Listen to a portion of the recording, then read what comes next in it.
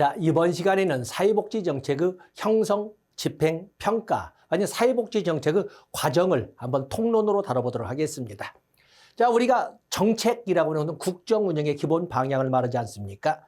그러면 그중에 사회복지 정책이라고 하는 것은 국정 운영 중에 사회복지 관련의 운영의 기본 방향을 지침을 우리가 사회복지 정책이라고 설명을 합니다. 때문에 여기 보면은 사회복지 정책의 개념이 이렇게 남아 있는데 사회복지에 관련된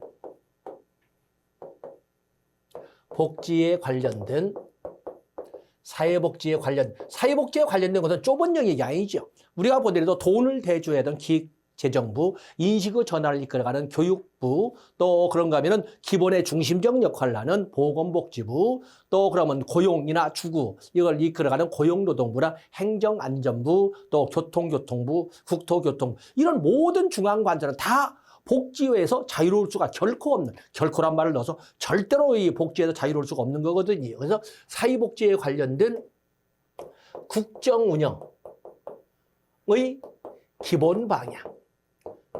기본 방향이라고 하는 것이 사회복지 정책이 되겠어요.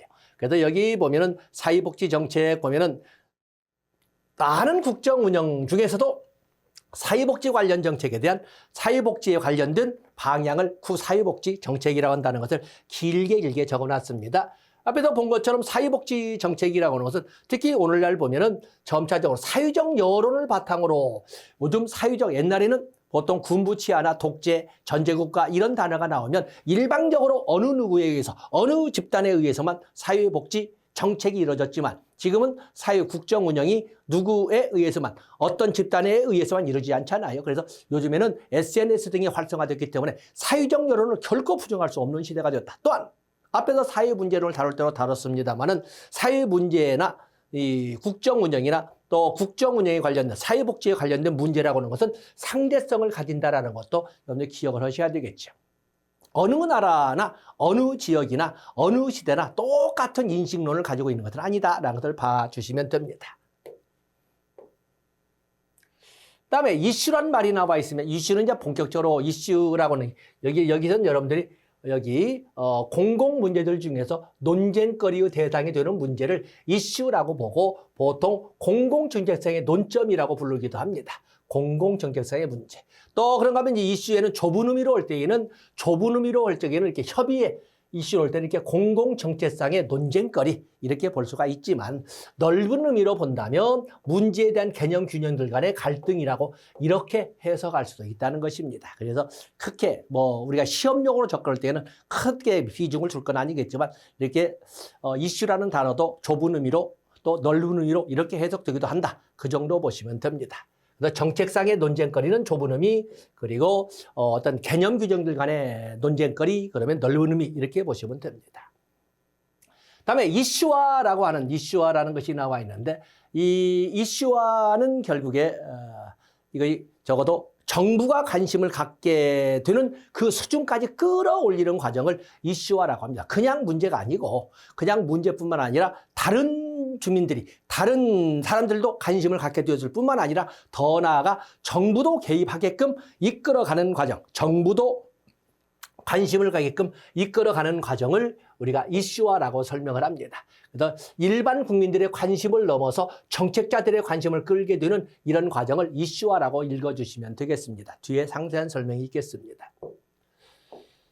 그다음에 사회문제의 이슈화 전략이 나와 있는데 정의는 여러분들이 보시고 어쨌든 이슈화라고 하는 것은 국민들이 다른 지역 주민들도 같이 관심을 갖게 되었을 뿐만 아니라 정부 자체 내에서도 관심을 갖게 되고 더 나아가서는 정부가 정책으로 이끌어낼 수 있도록 끌어가는 활동을 우리가 이슈화라고 하거든요. 거기가 이슈 제기자를 보면은 클라이언트, 당연하지. 전문가, 언론, 정치인뿐만 아니라 언론이나 클라이언트, 사회적 여론도, 온라인 사회적 여론의 비중이 SNS를 통해서 굉장히 확대되어 있지 않습니까? 그래서 제 교재에서는 4가지만 적었지만 사회적 여론 또한 앞에서 본 것처럼 바로 이슈 제기자의 아주 비중이 큰 역할을 하고 있다. 이렇게 보시면 되겠습니다. 그다음에 이슈에 제기된 방법은 참 그야말로 합법적, 왜 합법적 수단을 이용하지 않고 이렇게 막 하지 않습니까? 그러면 돌발적인, 요즘에는 시위에 관련된 법률이 아주 엄격하게 적용이 되고 있습니다만, 그럼 제도화된 전달 수단도 있지만 그것이 통하지 않는다면 비제도화된, 맞으면 그 권력을 가진 사람들에게 표현하겠지만 비제도화된 전달 수단도 있다. 뭐 이렇게 나눠볼 수 있다는 걸 봐주시면 됩니다. 아젠다의 형성, 아젠다랑은 지금 제가 삭제가 안 됐군요. 참 여기 지워버리시고. 어쨌든 아젠다는 한마디로 말해서 의제를 말합니다. 의제. 그래서 여기 보면은 그 목록 첫 번째만 보시면 됩니다. 첫 번째만 가죠. 아젠다란 많은 사회 문제들 중에서 정부가 정책적 해결을 위해 자발적이든 비자발적이든 공식적이든 종식적으로 선택한 의제의 목록. 그 때문에 아젠다라고 하는 것은 뒤에서 좀 더 상세히 불명한다면 국민들이 정부의 개입을 요구하게 되는 수준의 아젠다는 공중 아젠다. 그 뜻을 받아들여서 정부가 의제로 선택하게 된 것은 정책 아젠다. 이렇게 해서 그 구별을 하고 있습니다만 어쨌든 간에 많은 사회 문제나 많은 지역 문제들 중에 정부가 자발적이든 아니든 간에 상관없이 공식적으로 어떤 정부, 어떤 국무회의의 안건으로 채택하게 된 이런 문제를 바로 아젠다라고 하고 그들의 집합을 아젠다, 의제의 집합이라고 설명하지 않았습니까? 그래서 아젠다 보시고. 그다음에 아젠다 형성에 참여자는 줄한쳐도 되겠죠. 공식적 참여자도 있고 비공식적 참여자도 있고. 또 그런가 하면 뭐 사회복지 전문가, 클라이언트, 이슈 기업가, 이해 당사자 밑에 쭉 넘어가신다면 결국에 국민 한 사람 한 사람 모두가 어쩌면 국민 한 사람 한 사람 모두가 언론을 통해서 SNS를 통해서 다 음으로 양으로 다 영향력을 행사하게 되는 거거든요. 그렇기 때문에 대한민국 국민이라면 어느 누구 하나 빼놓지 않고 정치적 무관심에서 조금만 벗어나 있다면 바로 여기는 아젠다 형성에 참여자라고 할 수가 있다. 그래서 이런 등을 들어볼 수 있다는 것이지 뭐 이것만 있는 것은 아닙니다. 그렇기 때문에 여기다 등 이렇게 적어 놓으시면 됩니다. 등. 그다음에 아젠다의 형성 과정 이렇게 보자. 아젠다의 형성 과정. 자, 이게 바로 핵심입니다. 아젠다의 형성 이렇게 되어 있는데 아젠다. 그래서 먼저 문제가 형성이 되면 그것이 이슈화가 되고 이슈화라는 단어가 뭐라고 그랬어요? 국민들이 다른 지역 주민들이 또 그럼 더 나아가서 정부도 관심을 갖도록 이끌어가는 과정을 이슈화라고 합니다. 그리고 나서부터 아젠다가 형성이 되는 거거든요. 그래서 아젠다 보면은 좀 이따 전체 정리 한번 해보겠습니다. 먼저 문제 형성이 있죠. 문제 형성 그리고 이슈. 문제 형성이라는 것은 결국에 사람들이 해결되어야 한다라고 인식할 때 문제가 되는 거예요. 해결되어야 한다. 아까 사회 문제가 뭐였어요? 일반 국민들이 아니면 일부 영향력 있는 사람들이 뭔가 문제가 되었다라고 인식을 할 때 문제가 이렇게 되지 않습니까? 사회 문제를 되는 것처럼 이렇게 해결되어야 한다고 인식할 때 문제로서 존재 가치가 시작된다라고 설명을 하는 겁니다. 때문에 사회 문제를 설명을 해놨습니다. 그다음에 사회적 이슈. 여기까지는 한번 교재를 보겠습니다. 사회적 이슈라고 하는 것은 결국에 문제의 해결 방안에 관하여 논란이 벌어지는 부분을 사회적 이슈라고 한다. 논란이 벌어지는 부분을 사회적 이슈라고 한다. 2단계를 넘어서서 사실 여기에는 이슈화 과정이 이렇게 있는 거죠. 이 논란이 이루어지는 문제를 정부의 관심사까지 끌어올리는 과정을 이슈화라고 합니다. 그래서 이렇게 보겠습니다. 정부 정책.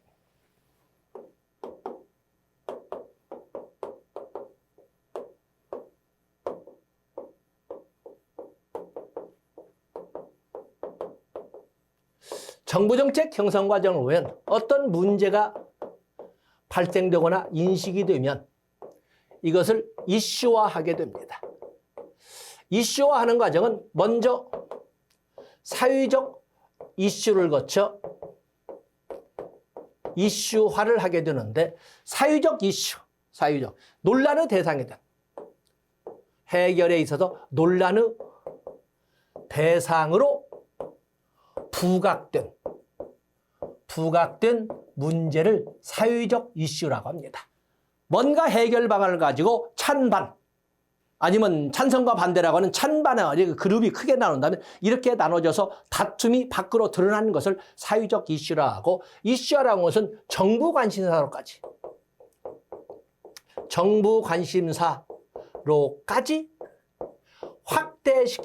확대시켜 나가는 이 과정, ING 과정을 이슈화라고 합니다.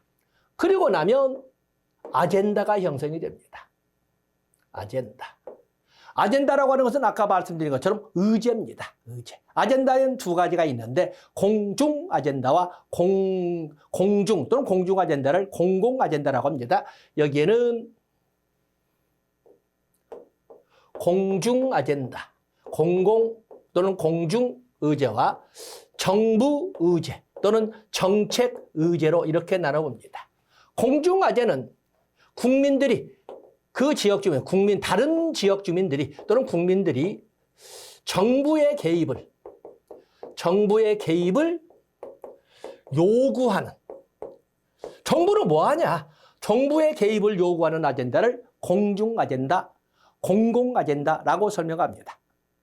우리는 지역사회 복지를 볼 적에 지역사회 복지사가 활용하는 기술에는 역량 강화, 임파워먼트 기술을 사용하기도 하는데 거기에는 공중 아젠다 형성도 하나의 지역 주민의 역량을 강화시키는 이러한 대표적인 기술로 듭니다. 지역사회복지사는 그 지역사회만의 문제로 인식되었던 것을 적어도 정부까지 끌어올리도록 주변 주민들이나 아니면 전체 다른 지역에 있는 국민들의 관심사로 이렇게 끌어들이는 그 역량이 바로 지역사회복지사의 역량이거든요. 그때 사용하는 기술을 임파워먼트 기술이라고 했던 것입니다. 공공 아젠다 또는 공중 아젠다. 그래서 정부의 개입을 요구하는 아젠다. 다른 나라, 다른 지민들이, 다른 지역 주민들이 또는 다른 지역 주민들을 포함해서 국민들이 정부의 개입을 요구하게 되는 이런 아젠다를 공중의제, 공공의제라고 합니다. 그러면 이 중에서 정부가 의제로 채택하게 된 아젠다가 바로 정부의제, 정책의제라고 하는 것입니다. 그러면 이제는 정부 문제가 된 거예요. 이제는 여기까지와 너더라도 그냥 지역 문제였는데 점차 그것이 확대되어서 공중의제가 되고 드디어 정부의 국무회의의 안건으로 채택이 된 겁니다. 그러면 여기에서 이제는 대안 선택, 많은 대안을 동원하게 되지요. 다양한 해결책을 동원하게 되는데 이것을 정책 입안이라고.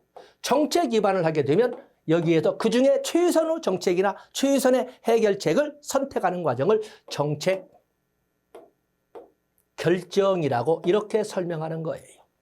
그러면 정책이 결정됐으면 이제는 집행하고 평가하고 비대어가는 순서로 이렇게 진행하는 겁니다. 지금 우리가 정책 형성 과정에 특히 여기 아젠다에 좀 더 비중을 두고 봤습니다.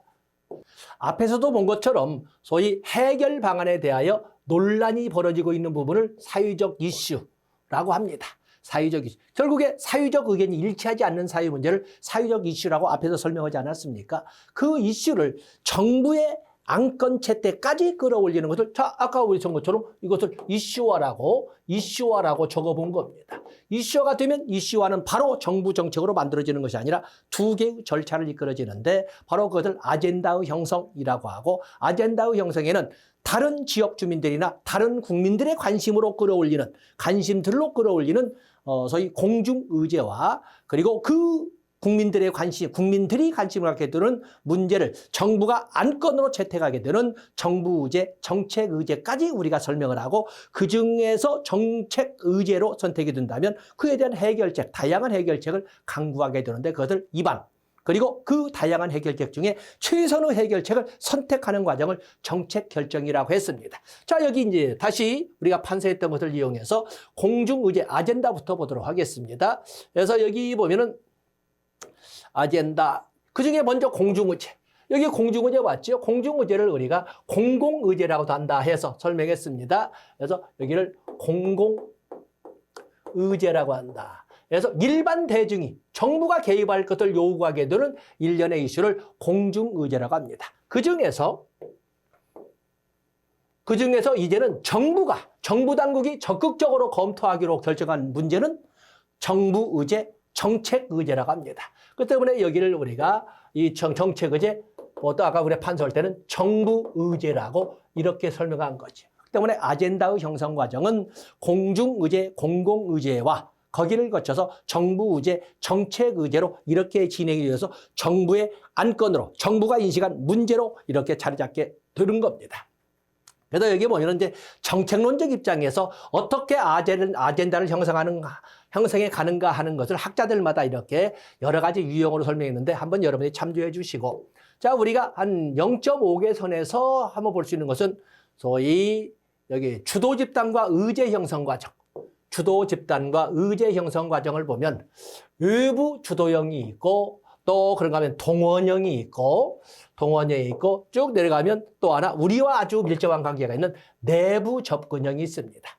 자, 본다면 가장 우리가 일반적으로 설명하는 소위 의제 형성 과정, 아젠다의 형성 과정은 국민들에 의해서 문제로 되게 되고, 그것이 국민들의 성원에 힘입어서 정부가 동원되게 되고, 그 중에서도 정부가 안건으로, 국무회의에서 안건으로 채택이 된 것을 우리가 정부 의제라고 하지 않습니까? 바로 그런 것처럼 민간 집단에 의해서 이슈가 제기되고, 맞아, 국민들에 의해서 이슈가 제기되고, 그것이 확산돼도 공중의제로, 그리고 결국 정책의제로 이렇게 채택되는 과정을 하는 것은 외부 주도형. 우리가 보면 민주사회, 진짜 우리들이 이 나라의 구인이라는 것을 인식시킬 때 나오는 정책 형성, 의제 형성 과정을 바로 이게 외부 주도형입니다. 아까 우리가 어떤 문제가 제기되고 사회적 이슈가 등장하고 그것이 이슈화 과정을 통해서 아젠다로 형성되고 이렇게 하는 과정은 외부 주도형을 말합니다.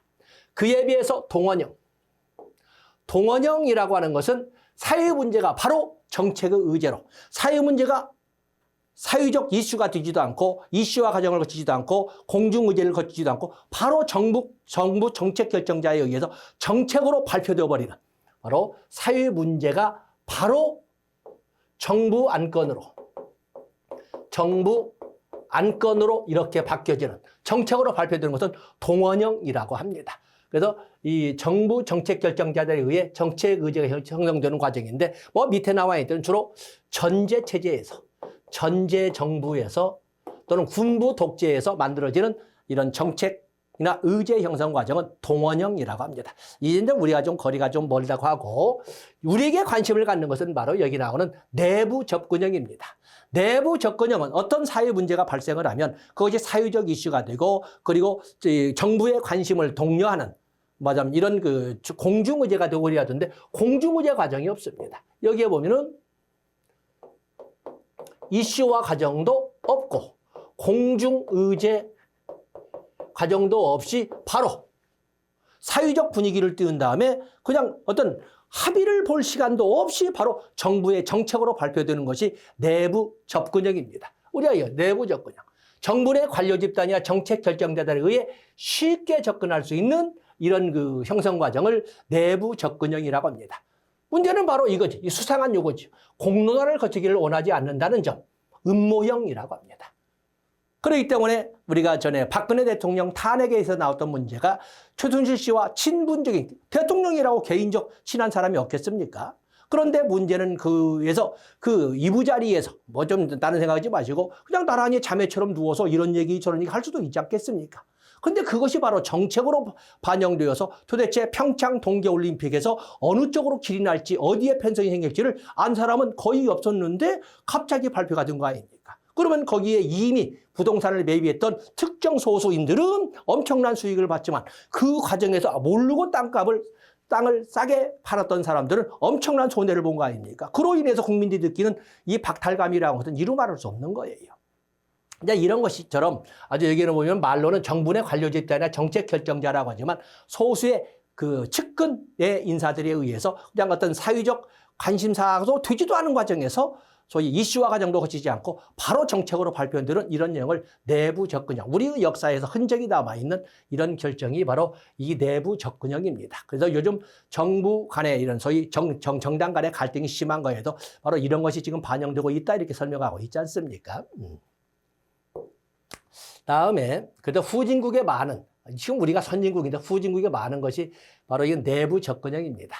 그다음에 정책 의제 설정에 관한 이론은 정책론의 입장인데 의사결정론, 뭐 사이먼의 의사결정론도 있지만 체제 이론도 있고 엘리트 이론도 있고 여기에 보면 다원주의 이론도 있고 무의사 결정론도 있습니다. 거기 보면 엘리트 이론이라고 하는 것은 우리가 정책 결정 이론으로 본다면 소수 엘리트들에 의해서 어제 보면 정책 결정에서 사회 음모론, 사회 통제론이나 엘리트 이론처럼 사회 정책이란 또는 아젠다를 형성하는 과정이란 소수 엘리트 집단에 의해서 이루어진다라는 것은 엘리트 이론인 것이고 여기 나와 있는 것처럼 다원주의 이론이라는 것은 이익 집단 정치 이론처럼 다수의 이익 집단들 간의 정치적 타협의 소산으로 정책이 또는 아젠다가 형성된다 하는 이론은 다원주의 이론입니다. 그래서 이건 다 읽어볼 수가 있는데 문제는 여기를 여러분들이 보시면 여기 무사결정론이 있습니다. 좀 올려보겠습니다. 무사결정론. 여기 무사결정론을 여러분 보시면 여기는 신엘리트 이론이라고 합니다. 아까처럼 엘리트 이론이라고 하는 것은 소수 엘리트 집단에 의해서 정책이 결정되거나 정책 결정 이전에 아젠다가 형성이 된다라고 하는 것은 엘리트 이론입니다. 그에 대한 파생론 이론으로서는 사회 통제론과 엘리트 이론이 있는데 그와는 다르게 신엘리트 이론을 우리가 무의사 결정론이라고 합니다. 엘리트들에 의해서 정책이 결정되기도 하고 아젠다가 형성되기도 하지만 오히려 또 엘리트들에 의해서 아예 정책 진입에 장벽이 쳐져버리는 이런 의사결정론을 신엘리트 이론 무의사결정론이라고 합니다. 여기 보면 엘리트 집단이 어떤 문제는 의사결정 과정에 진입하지 못하게 하는 경우도 있는데 바로 이런 것을 무의사결정론 또 그러면 신엘리트 이론이라고 합니다. 그들이 결정하기도 하지만 아예 진입조차도 못하게 진입 장벽을 쳐버리는 이런 그 새로운 형태보다는 진작부터 있었던 것을 제도화시킨 것을 신엘리트 이론이라고 하는 것입니다. 자, 여기 넘어가 보시면 이제는 정책 대안 형성이 나와 있죠. 자, 이것도 이제 정책론적 과정이 되겠습니다만 여기에 보면은 대안 형성, 사회복지 정책의 대안, 다양한 해결책이죠. 다양한 해결책, 뭐 설명까지 해결책을 강구하는 이런 과정을 대안 형성 2반이라고 합니다. 어떤 때는 우리가 정책 아젠다 또는 정부 아젠다가 되면 국가의 문제가 된 거잖아요. 그러면 그에 대한 다양한 해결책을 강구하게 되는데 그것을 이게 대안의 형성, 해결책의 강구라고 설명을 합니다. 그래서 여기 보시면 설명을 쭉 진행하겠습니다. 먼저 정책 목표를 설정하고 이 단계 좋습니다. 정책 목표를 설정하는데 목표 설정을 할 적에는 전에도 우리가 목적이란 단어로 설명을 했습니다. 목적이라고 하는 것은 달성하고자 하는 미래의 소망을 목적이라 하고 그것을 국가 수준으로 확대시킨다면 이념이라고 표현하고 사회적 수준으로 설명하면 목적이라고 표현하고 개개인 수준으로 설명한다면 목표라고 설명했습니다. 그냥 보완관계로 쭉 보시고 거기 우선순위 결정 이론이 있죠. 우선순위. 정책 목표를 설정할 적에도 아무렇게 하는 것이 아니라 다 우선순위가 있지 않겠습니까? 우선순위가. 그렇기 때문에 여기 우선순위 하나 정도 정책 결정에서도 우선순위 결정 기준 달성 가능성, 수요, 또 요구. 자, 이런 것 등을 대목으로만 보시면 됩니다. 자, 보시고 다음에 정책 대안을 탐색할 적에는 정책 대안의 탐색 방법까지 보면 그렇습니다만은 자, 여러분들 보시면 정책 대안의 탐색, 대안 탐색이란 뭐냐면 정책 대안들을 식별하고 창출하는 것, 정책 대안들을 식별하고 창출하는 과정을 바로 이것을 창출하는 것을 포함한 개념인데 여기에서 최선의 선택을 하게 되는 것을 우리가 정책 결정이라고 이렇게 설명하지 않겠습니까? 때문에 정책 대안 탐색이라고 하는 것은 정책 대안 해결책 등을 식별하고 창출하는 것을 말한다. 해서 여기 보면 나중에 가장 좋다고 믿어지는 대안이 선택되고 수립되는 것이다. 이걸 바로 우리가 정책 결정이라고 설명한다. 다 아시는 것을 한번 미리 봤습니다. 쭉 넘어가십니다. 정책 대안의 원천 제목으로만 기존의 사회복지 정책에서 피드백을 통해서 뭔가 보완할 점이 있지 않느냐, 좀 더 나은 방법이 있지 않느냐, 이걸 가지고 정책 대안을 찾아갈 수도 있고 또는 그 소위 사회과학적 지식을 이용해서 이론적으로 그 대안을 탐색할 수도 있고 아니면 직관적 방법을 통해서 판단력이나 통찰력, 특히 정책 결정자, 최종 정책 결정자의 어떤 가치 판단적인 능력을 통해서도 정책 대안이 탐색이 되고 결정될 수도 있다는 것을 말하고 있습니다. 자, 여기 보시면 대안의 선택 기준 이게 있습니다만 여기 보면 타당성도 있고 대안의 선택 기준 이거 하나 보십니다. 타당성. 타당성은 뭐예요? 타당성. 얼마나 그 대안 선택이 또는 대안의 수행이 합당한가를 따지는 거고 그다음에 실행 가능성 중요시 이거죠. 실행 가능성. 말로만 실행이 가능하다 이렇게 되는 것이 아니라 기술적으로 실현이 가능한가. 정치적으로 이해관계 집단들 간에 소위 갈등은 생기지 않는가. 또 경제적으로 비용 내에서 비용 예산 범위 내에서 실행이 가능한가. 이걸 따지는 것처럼 기술적 실현 가능성, 정치적 실현 가능성, 경제적 실현 가능성으로 나누어서 탐색할 수 있는 것이 실행 가능성이 되었습니다. 실질적인 집행할 수 있는 가능성을 물어보는 것이 실행 가능성. 그 외에도 윤리적 실행 가능성. 자, 이런 것 등을 따져서 대안을 선택하게 된다라고 보시면 됩니다. 그다음에 대안을 비교 분석하는데 다양한 해결책, 다양한 대안이 제시됐을 때 어느 대안이, 어느 해결책이 좀 더 나은지를 분석하는 거에는 비용 편익 분석도 있고 비용 효과 분석도 있고 대기 행렬 분석도 있고 시뮬레이션 방식도 있고 다 그렇습니다. 시뮬레이션 안 나왔군요. 밑에 보겠습니다. 여기 보면 설명이 좋게 대안 비교에는 비용 편익 분석이 있습니다. 비용 편익 분석이라는 것은 투입이나 무소. 여기 보면은 모두 여기 4번. 투입과 산출을 모두 화폐적 가치로 또는 양적 개념으로 이렇게 표현하는 것을 우리가 비용 편익 분석이라고 합니다. 그런데 투입 비용은 화폐적 가치로 표현할 수 있지만 그럴 수 없을 경우에는 산출이 소위 화폐적 가치로 표현될 수 없다. 그럴 때 사용하는 것은 여기 나온 것처럼 비용 효과 분석입니다. 비용 효과 분석은 비용은 화폐로 표현하지만 결과 가치는 화폐 가치로 표현할 수 없을 때는 비용 효과 분석을 사용한다. 이렇게 보시면 되겠어요. 그런가요? 그래서 비용 편익 분석과 비용 효과 분석은 비교해 주시면 됩니다. 다음에 대기 연결 분석. 대기 연결 분석을 우리는 줄서기 분석이라고 하는데 똑같은 말을 두 번 해놨어요. 대기 연결 분석. 우리가 정책 집행을 통해서 어느 정도 효과를 볼 수 있느냐에 결정에 보다 높은 산출을 이끌어가는 것도 중요하지만 편익이든 효과든 간에 그것도 중요하지만 아예 진입되는 투입 비용을 줄이는 것도 적게 드리는 것도 좋지 않겠습니까? 바로 그 방법의 하나로서 여기 보면은 고객이 기다리는 시간을 줄이기 위해 적절한 수의 인원을 투자할 때 사용하는 방법. 그래서 시간을 최소화. 맞으면 이것은 뭐야? 투입 비용의 최소화 전략의 하나로 설명되는 것이 대기행렬 분석이라고 한다. 여기 똑같은 말을 계속 썼군요. 줄서기 분석 똑같은 말을 계속 써놨습니다. 그렇기 때문에 우리가 보면은 기다리는 시간을 줄여준다라고 하지만 어찌 보면 반대 해석한다면 투입 비용을 최소화하는 전략으로 동원되는 것이 대기행렬 분석, 줄서기 분석이라고 한다. 그 외에도 시뮬레이션 기법도 있다는 것을 봐주시면 됩니다. 실제 상황에서 사용할 수는 없으니까 그래서 이 정도 듣고 또 그런가 하면 의사결정, 나무 분석, 행정론에서 설명하겠습니다. 그래서 확률적 사건을 나무가지처럼 선택했을 때와 선택하지 않았을 때와 선택했을 때를 계속 비교하면서 시적에서 문제에 대해서 선택했을 때와 선택하지 않았을 때, 또 이에 대한 해결책을 선택했을 때와 선택하지 않았을 때, 선택했을 때와 선택하지 않았을 때를 이렇게 확대시켜 가다 봤더니 이 나무가 마치 무성한 이러한 나무로 이렇게 그려져서 의사결정, 나무 분석이라고 하는 것입니다. 다음에 사회복지 정책 집행 및 평가가 나는데 집행에 대해서는 여러분들이 그냥 참고 자료로 보시고 집행은 참고 자료로 보십니다. 자, 우리가 보고자 하는 것은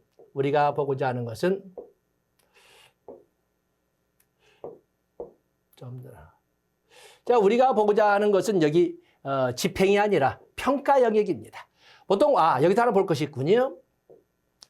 사회복지 사회정책의 집행에 보면은 정책 집행을 행정적 집행, 행정적 관점에서 집행을 해석하는 것과 정치적 관점에서 집행을 설명할 때가 있습니다. 여기 보면 관리기술적 의미라고 하는 것은 여기는 행정 중심의 의미 분석이 되겠는데 여기는 정책 집행을 정치 행정 이원론적 시각에서 볼 때 관리기술적 의미라고 합니다. 그렇기 때문에 보통 정치 행정을 사실은 이 정치학에서 행정론이 19세기 1876년에 우드로 윌슨에 의해서 행정학이라는 새로운 과목이 등장할 적에 정치와 행정을 나눠서 해석을 했어요. 정책이라고 하는 것은 기획 분야를 말하는 것이고 행정이라고 하는 집행 분야를 말했던 거였어요. 그래서 정치와 행정은 성격을 달리한다. 그래서 관리기술적 행정 중심으로 이 정책 집행을 설명한다면 이것은 정치 행정 이원론의 입장에서 정치는 기획, 행정은 집행. 이렇게 해서 설명했을 때 관리기술적 의미라고 합니다. 정치가 배제되는 기술적 과정으로 보는 것을 말하고 있습니다. 정치적 과정으로. 다음에 우리가 보시면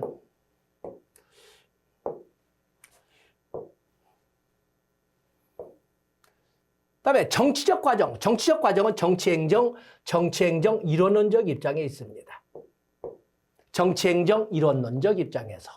그래서 결국에 정치행정 이론론 입장에서 정책 결정은 정책 집행이라는 것은 결코 가치 중립적인 것도 아니면서 기술적 과정에 그치는 것도 아니다. 양자리가 소위 한지에 먹물벗기듯이 많은 교집합 부분이 있다라고 설명을 합니다. 어찌 보면 오늘날 보면은 국회라고 하는 정치 파트, 입법부가 있고 국회의원이라는 정치가들이 모인 집단도 있음에도 불구하고 우리의 정책이나 정책을 문서로 바꾸는 법률 제정이나 이거는 거의 중심적 역할을 누가 해요? 국회의원들이 하는 것이 아니라 법제처, 행정고시 합격자들이 이렇게 이끌어가지 않습니까? 그렇기 때문에 정책 집행을 꼭 정치 영역이다. 꼭 뭐 행정 영역이다. 이렇게 할 수는 없다라고 설명하는 것이 바로 여기 나오는 정치적 과정으로 의미, 정치 행정 이론론의 입장이라고 설명을 합니다. 같이 보시면 됩니다. 그다음에 평가.